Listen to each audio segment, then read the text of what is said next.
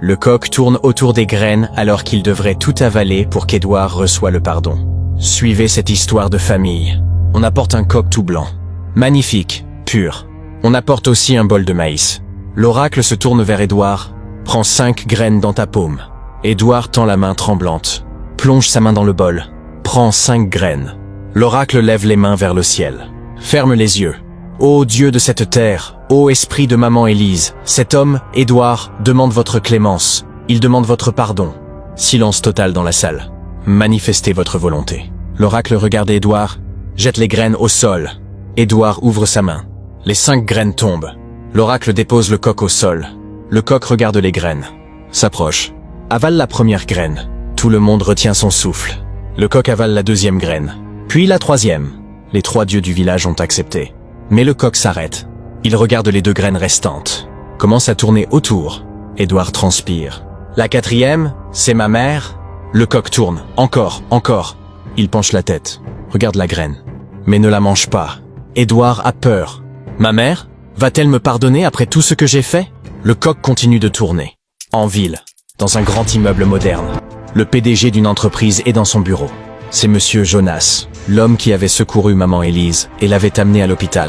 Il appelle sa secrétaire. « Apportez-moi les dossiers de tous les permissionnaires d'aujourd'hui. »« Tout de suite, monsieur. » La secrétaire entre, dépose une pile de dossiers. « Voilà, monsieur. » Elle sort. Monsieur Jonas ouvre le premier dossier.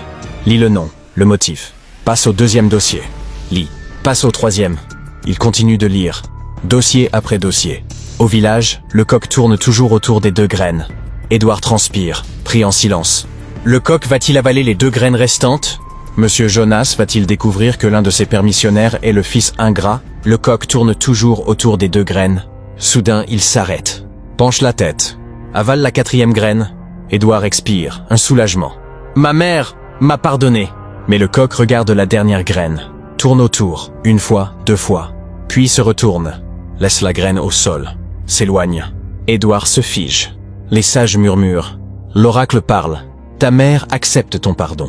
Mais le Dieu de justice et de pardon refuse de t'accorder clémence. Il marque une pause. Il juge ce que tu as fait trop grave. C'est un Dieu qui n'aime pas l'injustice. Édouard s'effondre en larmes. Pleure, inconsolable. Quel est mon sort? Dites-moi. L'oracle répond calmement. Il n'y a pas de conséquences précises, mais elles seront graves, imprévisibles. Édouard se plie à genoux, les mains jointes. Votre honneur, j'aimerais demander un 2e essai, s'il vous plaît. Laissez-moi refaire le rituel de pardon. Le roi se tourne vers l'oracle. Est-ce possible de refaire le rituel? L'oracle hoche la tête lentement. C'est possible, mais cela inclut de plus graves conséquences. Bien plus lourdes que les conséquences actuelles. Il fixe Édouard. Et si une 2e fois l'un des dieux refuse, c'est la mort. Édouard se fige, met ses 2 mains sur sa tête.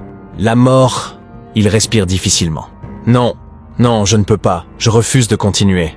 Les sages hochent la tête. Le roi parle. Alors ton sort est scellé. Les conséquences viendront. Tu peux enterrer ta mère, mais tu vivras avec ce refus. Édouard pleure en silence. En ville, bureau de Monsieur Jonas. Il continue de lire les dossiers. Il tourne une page. Tombe sur un dossier. Nom, Édouard. Motif, décès de ma mère, maman Élise. Monsieur Jonas se fige. Maman Élise. Il se souvient. La vieille femme à l'hôpital. Elle avait donné ce nom. Et l'oncle qui criait à genoux. Édou, je te maudis. Monsieur Jonas comprend soudainement. Édou, Édouard. Il n'arrive pas à y croire. Il prend rapidement son téléphone. Lance un appel. Qui veut-il appeler? Ça sonne. Une voix répond. Allô? Monsieur Olaba, c'est Monsieur Jonas. Ah, Monsieur Jonas, comment allez-vous? Je vais bien, merci. J'aimerais savoir une chose. Dites-moi. Le fils de maman Élise, Édou, son nom complet, c'est bien Édouard. Silence bref. Oui, Édouard, pourquoi? Il est de teint clair? Oui, teint clair. Mais pourquoi toutes ces questions? Et que fait-il dans la vie? Il nous avait dit qu'il est chauffeur de bus, à Joe Transport. Monsieur Jonas ferme les yeux. Merci, oncle Olaba. Je vous recontacte plus tard. Monsieur Jonas, tout va bien? Oui, ne vous inquiétez pas. Il raccroche. Reste assis, seul dans son bureau. Il réfléchit. C'est incroyable. Il serre les poings. Édouard, je vais te détruire. Tu as été tellement injuste envers ta mère. Ta mère mérite la justice. 3 jours plus tard, les obsèques de maman Élise sont terminées. Édouard revient en ville. Il arrive au travail. Entre dans le bâtiment. La secrétaire le voit. Monsieur Edouard, le PDG veut vous voir. Edouard se fige. Le PDG, maintenant? Oui, il vous attend dans son bureau. Edouard monte les escaliers. Son cœur bat fort. Il frappe à la porte. Entrez. Il entre. Monsieur Jonas est assis derrière son bureau. Il le regarde, froidement. Asseyez-vous, monsieur Edouard. Edouard s'assoit. Monsieur Jonas prend une enveloppe. La pose devant lui. Ouvrez et lisez. Edouard prend l'enveloppe. L'ouvre. Sort le document. Commence à lire. Ses yeux s'écarquillent.